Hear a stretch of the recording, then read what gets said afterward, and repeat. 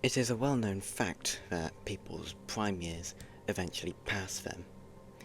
The same can also be said of ITV, which many consider their prime year dead and buried smack bang near the end of 2002.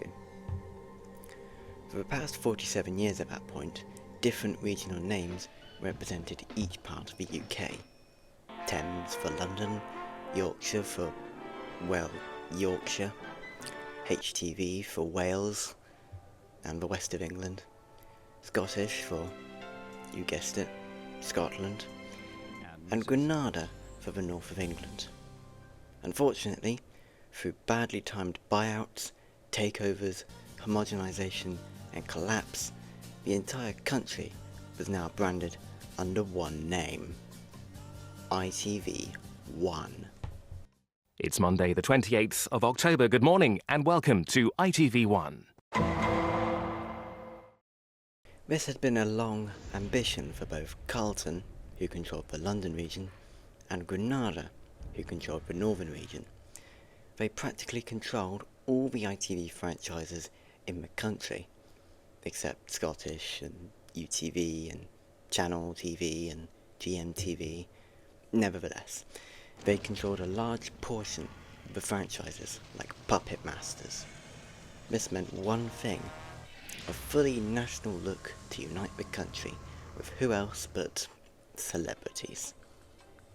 Scottish, Grampian, UTV and Channel TV were all forced to adopt the look, even if they refused to adopt the ITV1 name, because they were strictly independent and frankly didn't care what the rest of the network were doing except programme-wise.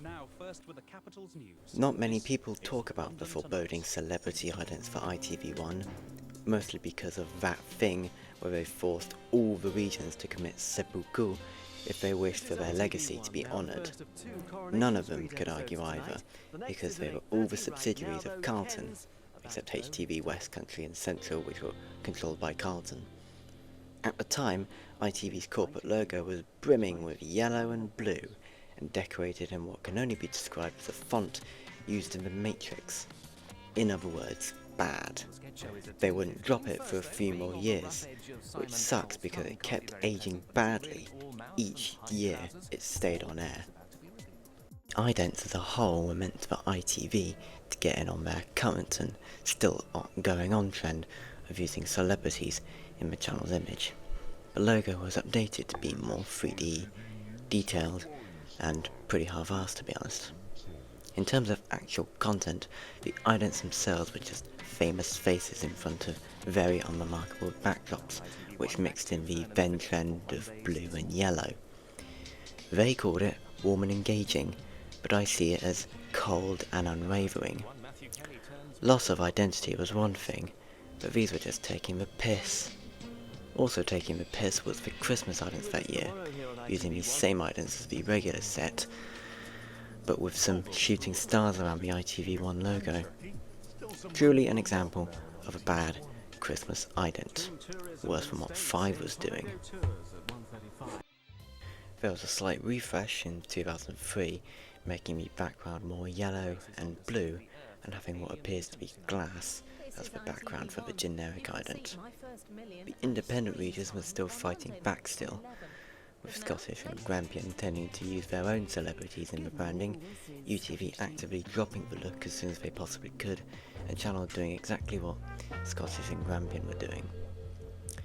Eventually, this branding of celebrities walking around some abstract landscapes of blue and yellow rectangles and lines was proving to be far too complex for ITV's purposes, and they decided to do another rebrand in 2004, heading back to tradition. By now, Carlton Communications and Granada plc had merged to form ITV plc back in February 2004. Yesterday is the first day of the new ITV plc, the result of the merger between Granada and Carlton. The management says it means more money for programmes, but they also plan to save £100 million. They were now ready to control the national ITV network as a whole, even if some of the country was still fighting against them. ITV1 in Wales still had local announcers. Scottish and Grampian were both independently owned, same with UTV and Channel TV. Let's hope This new branding would help ease things out and invite others to join the ITV1 family.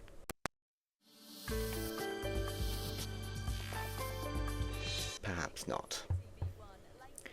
The ITV1 logo was now separated into 3 boxes and everything was now 3D and, like the previous look, pretty half-assed to be honest.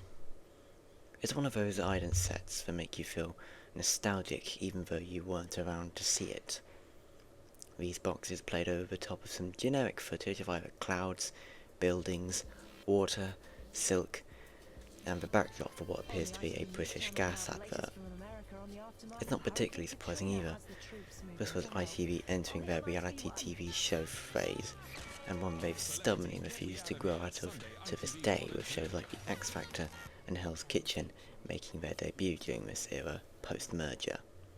By 2005 there was separate branding for daytime television in the form of ITV Day, showing exactly where ITV's branding priorities were. At this point, another rebrand was in the works, this time on a much larger scale. These 2004 idents never seemed to catch on in the same way that regional idents did. But bringing them back was backwards to the TV landscape we've now found ourselves in. Instead, a complete corporate overhaul was the order of the day. New logos, new idents, new sense of purpose. By now, the then current ITV logo was hideously outdated, screaming the desperate attempt of unionising the network as a whole, the bastardisation of regional television, and literal daytime TV hell. Not to mention that CITV was shortened by 10 minutes to make way for the mother slot, also known as ITV Day. Finally, in January 2006, the confusing 2004 idents left ITV1 for good, as a whole new era was about to dawn. Bring in emotion.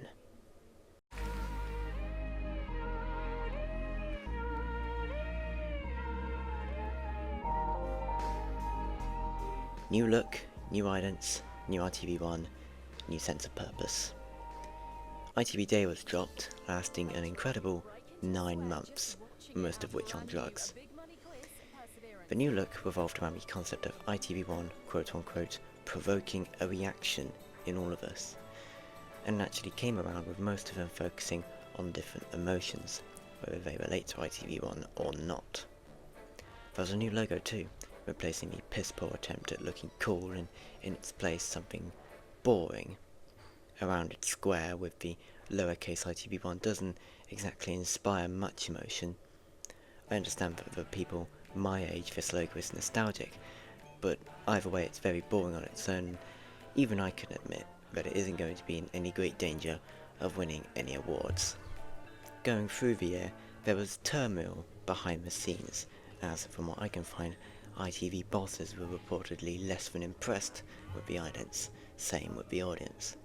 ITV1 Wales had dropped local continuity on the last day of the previous look, with a frankly half-assed new adaptation taking the word Wales underneath the logo. Again, doesn't exactly inspire much emotion. I've looked back on these idents and frankly they aren't that bad. Yeah, they're utterly generic in aesthetic terms, but they're much better than Channel 5's 2002 idents, and God forbid BBC One's 2017 idents.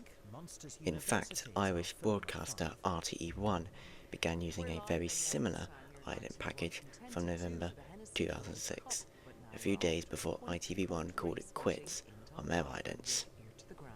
Maybe it works better for others.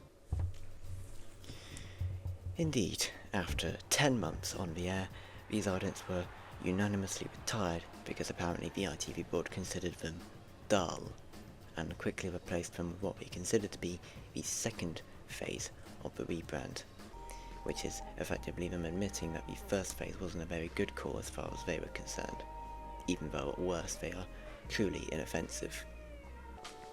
The other channels, which also rebranded at the start of 2006, were to remain untouched though, even if ITV2's idents were signalling the channel's move from the unloved and forgotten child of ITV1 to the body-obsessed blockbuster movie reality product whores they are today. Anyway, as for the new ITV1 idents, they were strange, I guess.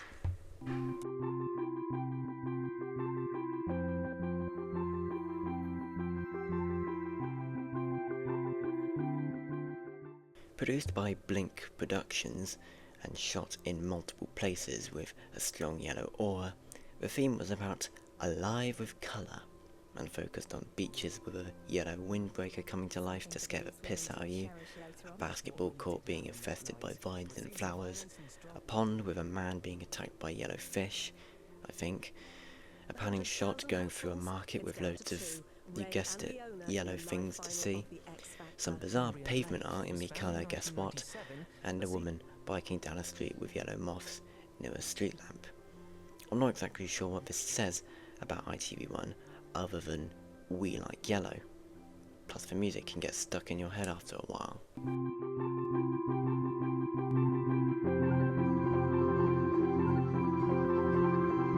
In 2007, 4 more idents were added, like one where people blow bubbles, some fountains come to life in genuinely terrifying fashion, a set of buildings flipping around to show loads of yellow, possibly a reference to the 2004 idents, and one where a lively garden is revealed down a grassy cliff.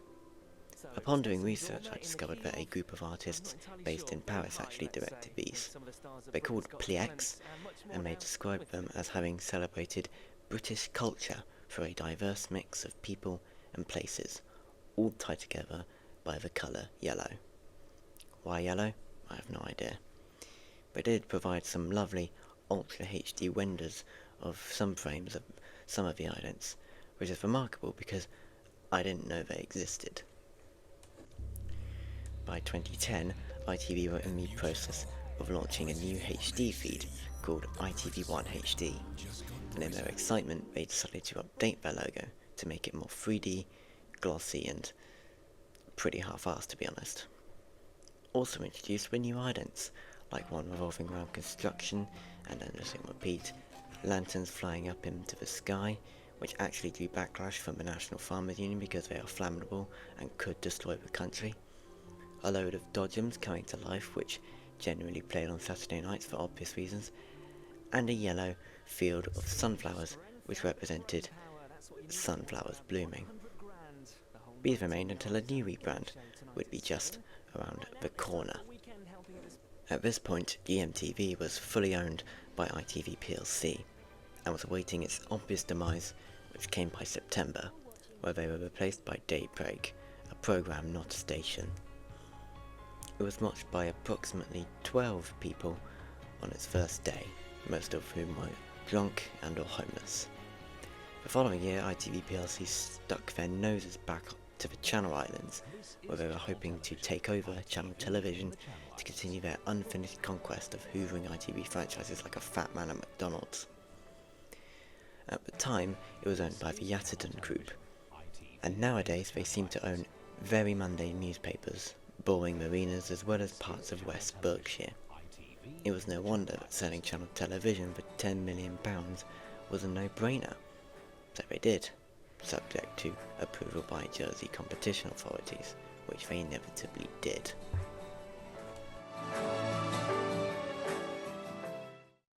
So with UTV and STV as the last bastions of the practice, ITV were now in a greater position than ever to refresh their image. By 2012, they were looking into a refresh and even a complete overhaul.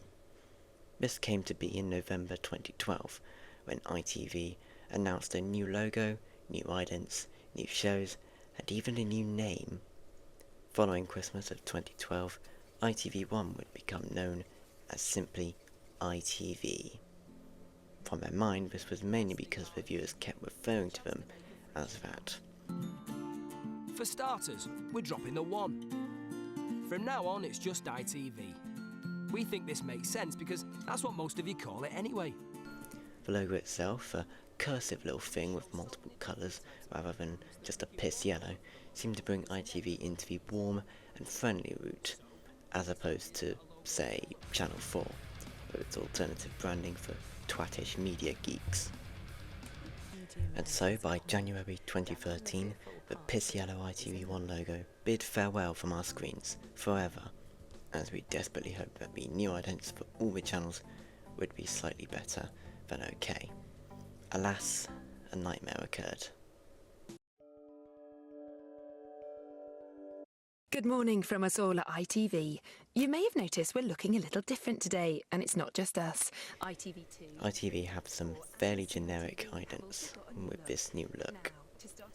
The new idents, not surprisingly, were little snippets of life, with the ITV1 logo fading in slowly and soon fading out for the rest of the sequence.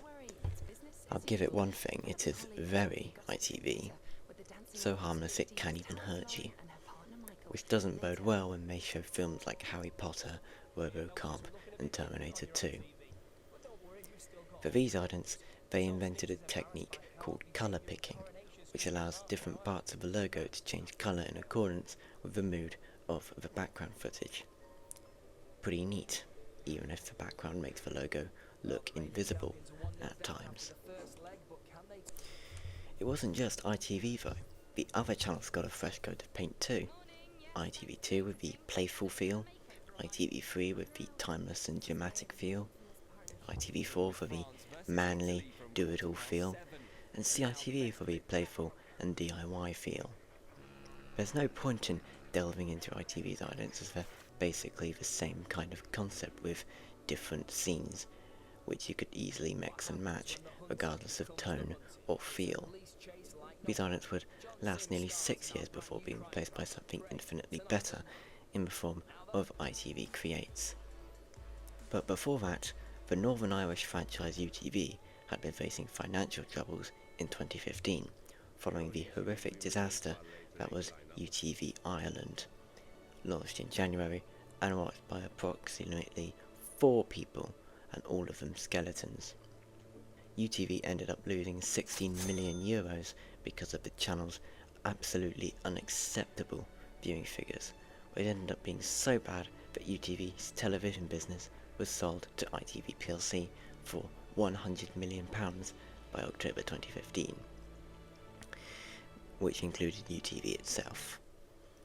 Around a year later, ITV balked at the idea of UTV having any different branding to the main ITV network, and soon rectified this by doing, well, exactly what Carlton did to Central.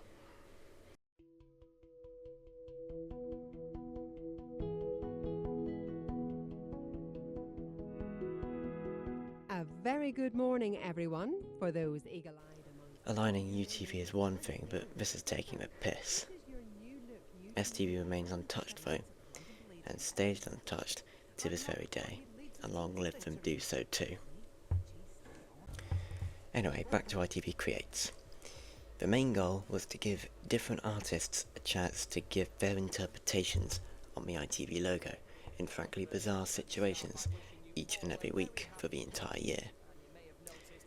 I simply don't have time to go into arse-aching detail about every single one of them, but to sum them up all in one go, it gave ITV a real visual hook for the viewers, and it gave artists work, which you can never say is a bad thing, especially since most of the final products are bloody gorgeous. It ended up lasting 3 more years than originally intended, which meant that it would obviously have to be replaced with something much duller. Not only that, but ITV announced that the channel was changing its name and was becoming ITV1.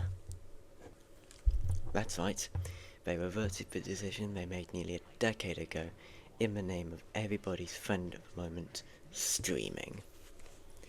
Sadly, ITV fell into the flawed trap of streaming being all the rage and creating content exclusively for their own service and showing it on TV months afterwards. Adding the one back onto ITV expressed a desire to unify the channels, regardless on whether the viewers call them that or not.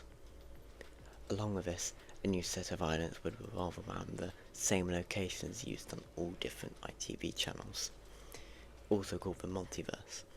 Obviously, some idents will be better than others, and ITV1's idents are an example of the less good ones.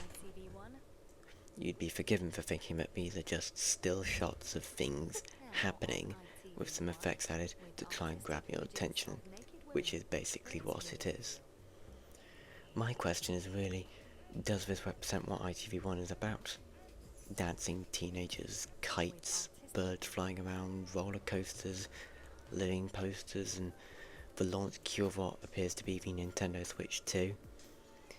It's probably meant to represent diversity or variety or some bollocks like that. There's nothing wrong with that, but it just doesn't translate well in ident form. Plus, they're not creative and don't utilise their environment to the fullest degree. Unlike the idents seen on their other channels, like ITV2 and ITV4.